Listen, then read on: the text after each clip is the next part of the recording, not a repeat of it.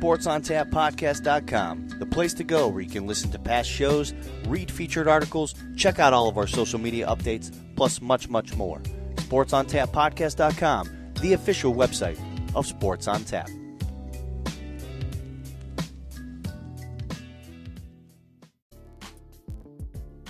For up-to-the-minute info on local high school sports action, including photos, videos, and live updates, be sure to follow Sports on Tap on Twitter, Instagram, and like us on Facebook.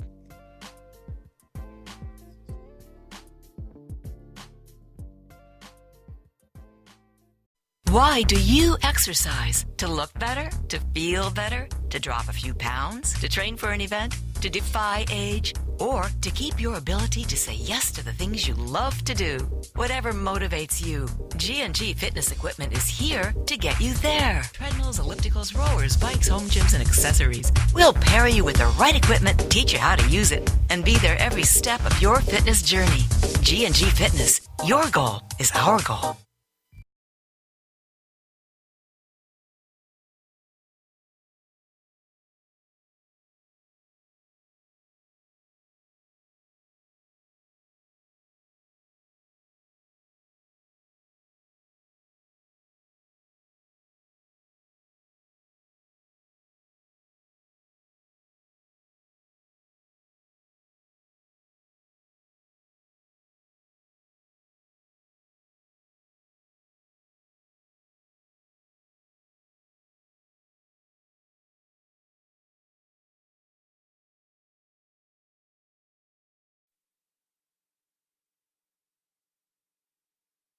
This is the voice of the Cleveland Monsters, Tony Brown, and you're listening to Sports on Tap.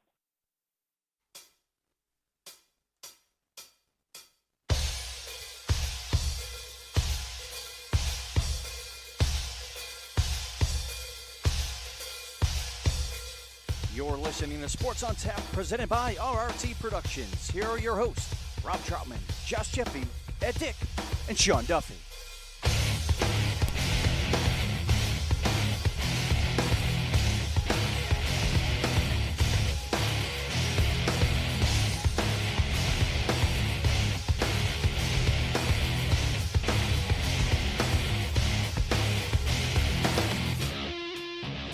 And welcome to Sports on Tap. It's our Ohio high school football coverage.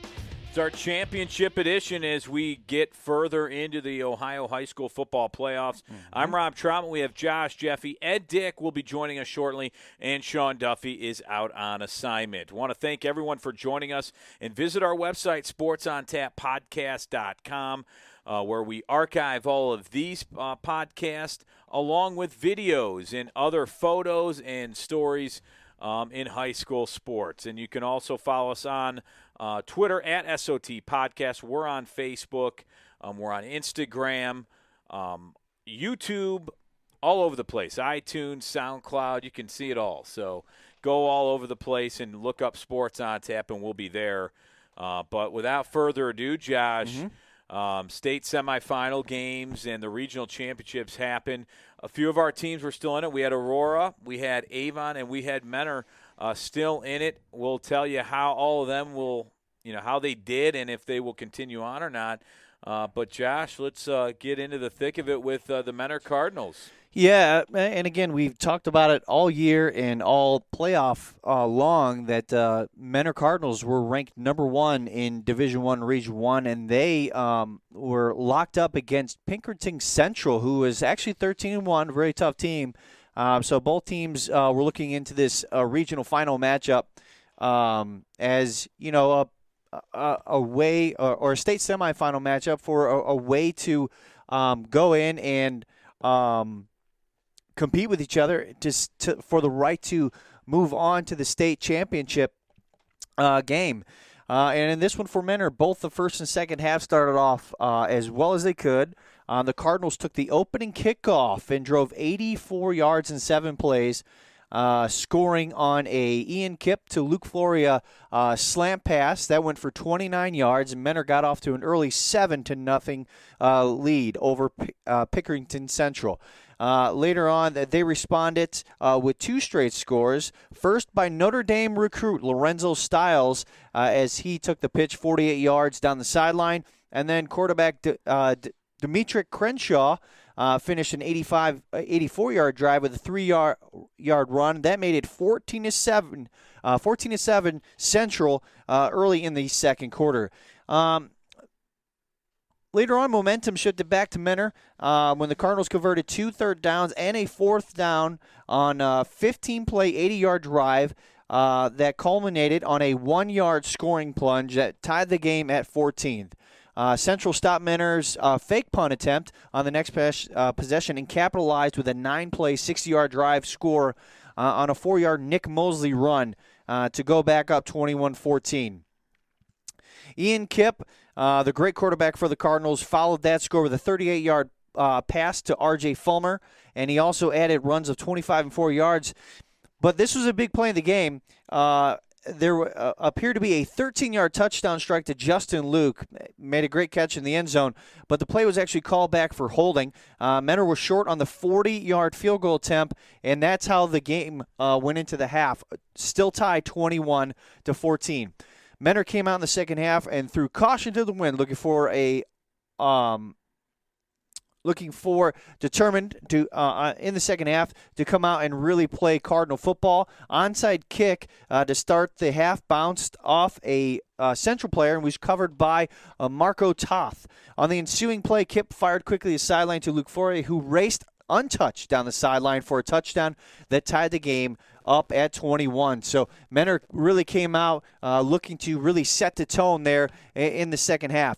After that, a few possessions later, disaster struck the Cardinals when Ian Kipp's pass was tipped at the line of scrimmage by a defender and intercepted by Dom Marasco at the Menor 38. And it only took Central 8 plays, all runs, to cover 38 yards to score on a 9-yard run by Crenshaw. Later on in the game, both teams exchanged punts. Menor pushed into Tiger territory before a big injury. Ian Kipp sustained a leg injury. He had to be helped off the field. The Cardinals were unable to convert on a 4th down play on its final possession. They could not generate any momentum, even with Kipp hobbling onto the field to try and rally his team. Menor just could not overcome the injury to Ian Kipp. Earlier in the game, they were actually without Brian Trobel, their great running back. He was out with an ankle injury. He did return to the game. Ian Kipp finished the game 189 yards passing with 2 touchdowns. He added 152 yards rushing, most of that before he sustained his injury. Brian Trobel had 13 carries in this game for 59 yards. Riley Coughlin also added 13 carries for 52 yards. Luke Floria heading off to Kent State now, 6 receptions, 101 yards, and 2 touchdowns. For Pickerington Central, they were led by quarterback Dimitri Crenshaw, 119 rushing yards, 2 touchdowns, and he added 74 yards in the air. Once again, Lorenzo Stiles, who is a Notre Dame commit. Sean Duffy would like that. 70 yards and a touchdown, and running back Nick Mosley added 63 yards and a touchdown. And Menor, again, just did not have enough to overtake Pickerington Central in this one. Pickerington Central moves on to face Cincinnati Elder for the Division I state title game. That'll be held this Friday at Camp McKinley's Tom Benson Hall of Fame Stadium.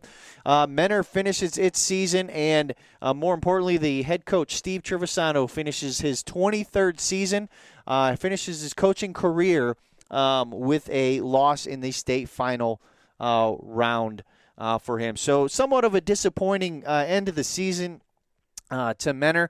When you get down late in the playoffs, little mistakes like not being able to score when in the red zone, penalties that are in the red zone, taking back would-be touchdowns, and also missing field goals. And obviously you can't predict injuries, how that's going to affect the team. But all those things kind of culminated in this game for Menor.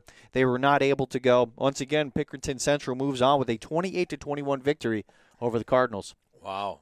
And Menor had a great season, especially for Coach Triv, who now ends his career really coaching the Menor Cardinals. And congratulations to him and those players and the program. I mean, what a great run. As sad as it is to not see them go a little step further, it's tough to overcome those kind of injuries, even trouble out even a quarter. I mean, that's big, especially when you rely on a guy so much. Yeah, and I second that. Congratulations to Coach Trevisano and Menor. He's really built up one of the top Division I public schools in the state, especially here in Northeast Ohio. And it's and it's been fun to over the years we started to cover these teams and for me specifically getting to know the teams and the coaches a little better and seeing how they operate and run things. And it's been a privilege to watch Menor over these few years under the direction of Coach Trevisano. They're in good hands for sure as they move forward on to next year, looking to come back from this loss in the state semifinal games and hopefully next year have enough. Ian Kipp's going to be coming back. He's going to be leading that team again. Hopefully this time to go a little further for them for a state championship matchup. Yeah, they had a great game. I mean, it's like you said, it was a great run. Really a great career for Coach Triv, and I've never seen anything like this in a public school to be as dominant as they have been. Yeah, not up here per se because in this area, Division I in this area, it's over the years it's been mostly your private schools, the big ones, St. Ignatius, St. Edwards, and then every once in a while you'll have Camp McKinley down there with a good season. But yeah, as far as public schools up in this area, Menor's definitely on the top of that list. Yeah, and we'll see what happens next year with the new head coach. And they're doing kind of like the Ohio State thing, handing it off, and they're in good shape. Right now, let's go to where the Avon Eagles, and this team, what a year they have had. It's been a lot of injuries for the Avon Eagles, but they've continued to win. And Coach Elder, doesn't make any excuses. He just finds ways to continue on, and it's the next man up mentality in Avon as they took on the Massillon Washington Tigers, who have had a sensational year. But this day it was Danny Zay was out. Then Nico Pappas, the other quarterback, was not taking snaps either. So Joey Lance, the wide receiver, he's also played some running back. He took snaps out of the shotgun, and he did make things happen. He ran for 182 yards on 35 carries. Devin Hunter for Avon, he had 60 yards on 20 carries, but really, it was a struggle throwing the ball for Avon as they only completed one pass for 33 yards. But we'll move ahead as Joey Lance would score from the 2-yard line on the second drive in this game, and Avon would have an 11-play, 77-yard drive that tied the game at 7, and this in the first quarter. And Massillon's defense would make some big plays. I mean, they really contain the Avon offense, especially in that first quarter. In the grand scheme of things, though, Massillon, every time they touched the ball, they were scoring.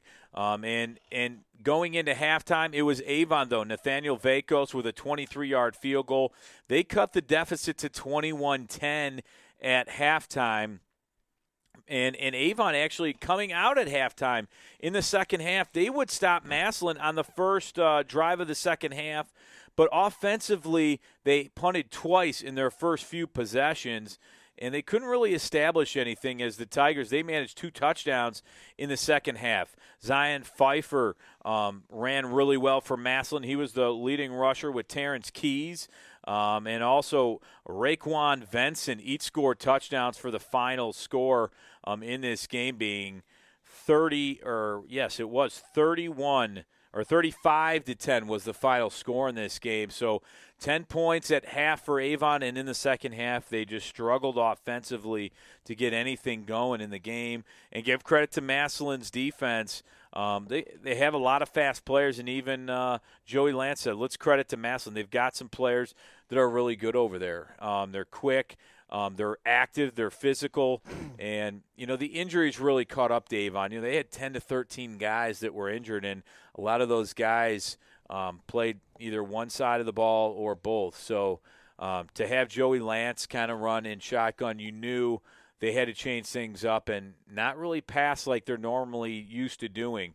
Danny Zay was a passing quarterback. Nico Pappas was more of a running quarterback, but he could pass here and there. And with Joey Lance, that's something that he's probably never done. So Coach Mike Elder had a great season. That's their first loss, so they are 13-1. And, what a year for the Avon Eagles. Congratulations to them. Even with all the injuries and everything going on there in Avon, they continue to figure out how to win with the players they have. And, for them, I'm sure it's just a rebuild, and let's get back at it. So congratulations to them on a successful season. And to Massillon to advance. Yeah, Massillon's been having a dominant year. They look like a team that's just hell-bent on winning the state championship. And they've it's taken them a little time to get back where they needed to be. But, Massillon's one of the most historic teams, schools in the state of Ohio. And they're right back where they probably feel they belong, and a lot of people probably feel that way. And, again, like you said, Rob, you got to give it up to Avon. A very, very great year. I mean, anytime you make it to the state semifinals, you're having a great year. Not the way they wanted to end it, of course. But like you said, injuries do catch up. But they do have a lot of key pieces they can build on. Coach Elder's going to be there next year, and they're looking to improve again and, like you said, rebuild, and I'm sure they will. It's going to be another fantastic year for them next year as well. Yeah, and in the D2, that was D2 Region 6. Massillon is the number 1 seed. They're 14-0, and they will take on the number 6 team, Cincinnati LaSalle, who's 12-2, and that is this Thursday, December 5th at 7 p.m., So, now we're talking state championship games coming up, and that's going to be a big one. I think Massillon, Washington, obviously Avon caught Massillon, Washington when they're hot right now. I mean, they're winning football games.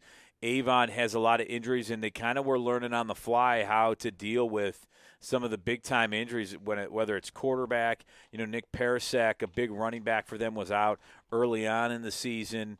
And they had some defensive players also injured. So, it caught up with them a little bit, but they still had a really good season, and we're right there at halftime. It was the second half that caught up with them a little bit, and congratulations to Massillon on advancing. But a great season by the Avon Eagles, who, we're 13-0 up till that point. And they, like I said, throughout the year, we're showing no signs of slowing down. They made it this far with all the players injured and not making excuses. Great job by the Avon Eagles, and they're just, the leaders of the pack in the Southwestern Conference. So now let's what happened. Sean Duffy usually does our Aurora game recaps for the Suburban League. Josh, now Aurora was in action, and they had a pretty exciting game. Yeah, this one was a tight one. This one, Division III state semifinals, and it was Aurora taking on Mansfield Senior in this one. And this was a chess match of a ball game, all game wrong. For Aurora, their first score came in the first quarter when Alex Moore hit John Papish 66 yards in the first quarter. And then the game would remain close and then tie again. These two would actually hook up again early in the fourth quarter on a 35-yard play. That actually tied the game up at 14. Well, one would question, how did the score stay so tight? Well, Aurora in the second quarter and third quarter really went heavy on the Wildcat. That was their game plan coming into this game. And it was led by Evan McVeigh. He ran the ball 30 times for 151 yards. He also would score the touchdown later on in overtime. We'll get to that in a minute. But all but one of those carries came after the first quarter. By going with the Wildcat and running the ball, Aurora held the advantage in time possession of 9 minutes and 52 seconds and ran 20 more plays than Mansfield in a stretch that was from midway through the second quarter to the middle of the third.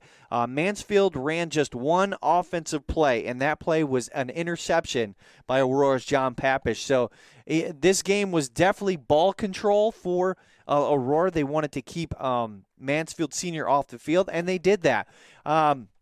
The game ended up ending in regulation tied at 14 on Aurora's possession. Let's backtrack a little bit in this one. Sorry, I lost my place for my notes here. Aurora actually won the toss, in overtime and deferred, giving Mansfield Senior the first shot at offense. And Mansfield scored on a Terrence Flickinger touchdown run. The Greenmen answered with a 10-yard scoring run by the before-mentioned Evan McVeigh out of the Wildcat that sent the game to a second overtime. On Aurora's possession in the second overtime, offensive tackle Angelo Gross stepped in front of an Alex Moore pass for an interception. That's big time right there, especially in overtime. Yeah, I'm sorry. Yeah, Angelo Gross for Mansfield stepped in front of an Alex Moore pass for an interception. Gross then hauled in a 5-yard touchdown pass from quarterback Cameron Todd to win the game for Mansfield, and that's how it ended in a tough matchup. Aurora just did not do enough in overtime possession to overtake Mansfield Senior. Mansfield Senior does move on to the Division III state championship game against Trotwood Madison in this game, and that game will be held Friday, December 6th at 3 p.m. at, of course, Kent McKinley Tom Benson Stadium at the Hall of Fame. So the third and final team of all the conferences that we cover that are still in the playoffs, unfortunately, faced a defeat in this game. So, unfortunately, all of our teams are now out of the state championship picture. We do have one local team that is still in the mix. Unfortunately, it's not under one of the conferences that we cover, but we do have to give a shout-out to Kirtland in this one. Yeah. They are still undefeated. We talked about them last week, how they are just on an incredible run. They are in the Division V state championship game against Ironton, and that is the primetime game on Saturday, December 7th at 8 p.m. All these games are at Camp McKinley Tom Benson Stadium, and the games start Thursday. They start, Thursday, Division II state championship game, Massillon, Washington, we mentioned, against Cincinnati LaSalle. That is Thursday, December 5th at 7 p.m. The Division VI state championship game, number 1 Anna versus number 2 Middleton Springfield. That'll be Friday, December 6th at 10 a.m. Division III state championship, we just mentioned, between Mansfield Senior and Trotwood Madison. That is Friday, December 6th at 3 p.m. And then the primetime game on Friday is the Division I state championship game, Cincinnati Elder against Pickerington Central. Division VII state championship game will lead us off on Saturday at 10 a.m. And that will pit Lucas against Maria Stein Marion Local, That's December 7th at 10 a.m. Division IV state championship, Newark Licking Valley will play host to Clyde. Cool story about Clyde. They were the 8th ranked seed in their region, and they just made it all the way through. They went on an incredible run to a state championship game, and they will be playing Saturday, December 7th at 3 p.m. And then, as we just mentioned, to round out 2019 state championships in high school football, Division V state championship, Ironton will play Kirtland, and that'll happen December 7th, Saturday at 8 p.m. Nice work, Josh Jeffy. And if you've ever been in Clyde, it's a very small town, but the football stadium is huge. Have you been there? I have been there. I've covered, actually, I think it was the Avon Eagles had a playoff game there. Against Toledo, I believe it was Toledo Whitmer. Yeah. Or, it was a Toledo team, but, it was a heck of a game. And, it's such a great facility there at Clyde, but they always have really good football teams. And like you said, they're not ranked right now. They're 10-4 on the season and still chugging along, trying to win that state championship. And good luck to Kirtland. They're always an impressive team. 14-0 so far on the season. Ironton, though, they're 13-1. So that's going to be a great matchup. And like you said, prime time on Saturday. These are all fun games to watch. I believe these games are all on TV for the most part, I believe. Aren't they on Spectrum? Is that what? Yep, I believe so. Coverage. So if you have Spectrum, you can see all these high school football games on television. They do a great job, and, it's a lot of fun to watch some good football. You're going to see some talent in these games, and you'll see some of these guys, they're getting recruited in D1, D2, D3. You'll see them around. So it's fun to get out and check out these games. Yeah, and real quick, the Ohio High School Athletic Association puts out kind of a nice note package before every round of the playoffs. But I find this interesting. They actually put on here state finalist by seed. So in all the seeds of all the state finalists, 6 of the teams were number 1 seeds. 4 of the teams were number 2 seeds. There was no 3 seeds that made it to the state finals. A number 4 seed, which is Cincinnati Elder. A number 5 seed, which was Anna. A number 7 seed, which was Trotwood Madison. And as we mentioned, number 8 seed is Clyde. So kind of a top heavy as it usually is. But it's good to see a lot of lower seeds. 4 in fact make it to the state final game. Yeah, it's always fun to see, and I think what you saw a lot this year is, before we even got started, you don't see a ton of private schools that were in the championships and going on, as Menor has taken it. And ladies and gentlemen, walking into Studio J right now, he's wearing his Jack Thistledown Casino, a Racino, not Casino. Yeah, the Ohio Lottery would not be happy. The one, the only. The Ohio Lottery Commission would not be happy with the use of the word casino. I know. Racino, sorry. Ed Dick joins us in Studio J. Ed. That's been a minute, hasn't it? How the heck are you? I'm alive. Do things still look the same? Oh, a little bit. I think my hair's a little more gray and bags are under my eyes a little bit more. But nonetheless, for the best of causes, as you guys are quite familiar with in your respective personal lives. Absolutely. Yep, until they start walking. No, I'm just kidding. Walking and talking, right? Yep. But, we just went through all the state championship games and set up the matchups, and it'll be at Tom Benson Hall of Fame Stadium in Canton. And, Ed, you've been there many times.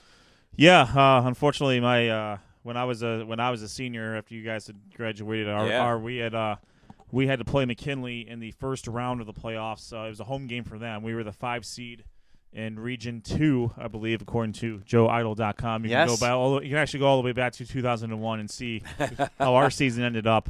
Unfortunately, the loss to Strongsville knocked us out of the hosting phase of the top 4. But it was a tremendous atmosphere there. Playing at the Hall of Fame is great, and obviously you don't want to lose. I would say I was just as crushed after you guys lost when you guys were seniors. I was obviously there. That was a very tough one to take, especially when we were up 28-14. Yeah, at halftime. Yeah, I'll never forget that. True. We ended up in that game. We started the game with an onside kick. We did the old Notre Dame. Where I remember that. I kicked it slightly to my right, I believe. It was designed for me to get it, but my old friend Frank Knoll was right next to me. He ended up getting it. Yep. Drove right down, scored. We're up 7-0. We're like, man, this is not bad. I went to that game. I remember that. It was a fun game to. It was a good game. Yeah, it was a great game. Overall, it was a good game. We lost 14-7. Our tight end Jim Pleva had a tremendous catch and double coverage, and he had nothing but space in front of him. Unfortunately, he had to cover about 90 yards. He got about 75 of them. Yeah. Unfortunately, through no fault of his at all, he got chased down by a couple of Division I college athletes who kind of ran into each other, and they were able to chase him down, which, nothing you can do about that. And then we weren't able to punch it in. But tremendous atmosphere there. I mean, I love playing there. If you're, again, I don't want to lose, but losing the Pro Football Hall of Fame isn't. isn't the worst thing. It's not. Win or lose, it's an experience. Correct, absolutely. And so for these teams coming up, especially who aren't from around the area, this amounts to a trip to the Pro Football Hall of Fame. Who, especially if you're down in the Cincinnati area or in Toledo or down in Southern Ohio, you may not have a chance to come up there very often. So. Good luck to all the teams. I mean, right now I think we have Massillon and Kirtland are our two local teams. Local, quote-unquote teams. Yeah, local. Really, since no one from Cincinnati can hear us down here anyways, that's we'll see if Massillon. I'm sure you guys covered this. I'm sure Massillon's going for their first ever state title in a tournament. Yes. setting. Yeah, that's crazy. They have yet to win a tournament. They have all their championships, national and state, have been polls. Mm-hmm. From the 40s to the 60s, all the way up until the playoffs. So, Massillon's going for their first tournament state title. Kirtland obviously has been on a dominant run. They're looking for the repeat for the first time in school history.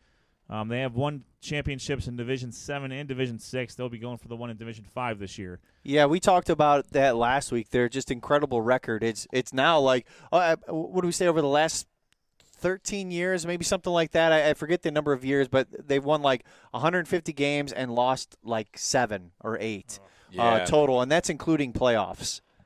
So they're just on a dominating run that, is really hard to see anywhere. Tiger Laverde's got obviously a really good thing going there. And, and the weird part is, too, which I don't think you see this in many Division 5 or 6 schools for that matter, they have like 70 kids on their team. Yeah. Which for a school that size is, for the division that they're in, that's huge. Yes. Yeah. Huge. You see some Division 1 teams don't even have 7 players on their team. And they're pulling from a much larger population. So, good luck to all the participants this year or this coming week. I think it kicks off with the Division 2 championship on Thursday. Is it Massillon? Thursday's Division. Division 2 is Thursday. Massillon against Cincinnati LaSalle. Then we start up Friday at 10 a.m. It's Division 6. Anna versus New Middleton Springfield. And then the 3 o'clock game on Friday is Mansfield Senior at Trotwood Madison. And then the primetime game Friday is Division 1. Pickerington Central against Cincinnati Elder. Again, on Saturday, the 10 a.m. game is Division 7. Lucas against Maria Stein, Marion Local. Division 4 is going to be at 3 p.m. on Saturday, Newark Licking Valley against Clyde. And then finally wraps up 8 o'clock on Saturday, Division 5, Ironton against Kirtland. Some great matchups there. But, Ed, we'll tease this a little bit. We have a special guest coming on here very shortly. Yeah, we come back from break. We do. We will have who is now definitely attained friend of show status. Oh yeah.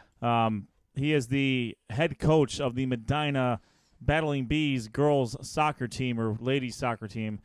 Brad Wolnarski is going to join us. He was recently named the Medina County Gazette Fall Coach of the Year, which is a tremendous honor. Absolutely. There's there's a good amount of fall programs out there, and him in his first year, and we'll talk to him more about this. But his first year as head coach was bestowed that honor for the Bees in their performance this year. They went to the state semifinals for the first time in I believe 4 years since 2015, and just had to put together a great year. So. We'll talk to Brett here very shortly to get his thoughts on the program this year and what they're looking for in the future.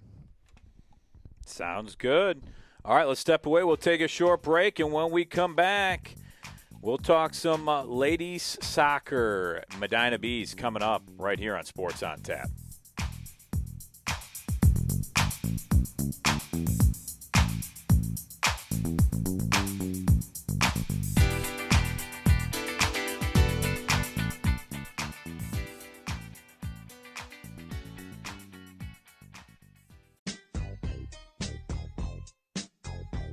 Thanks for listening to Sports on Tap. Make sure you visit our website, www.sportsontappodcast.com. We'd also like to thank our partners, Greater Cleveland High School Hockey League, home of the Barron Cup. Z's Cream and Bean, make life sweet, eat ice cream, at Z's. RRT Productions. We shoot, we edit, you win. Specializing in sports recruiting videos for all high school athletes. And GV Artwork and Design. Original and one of a kind.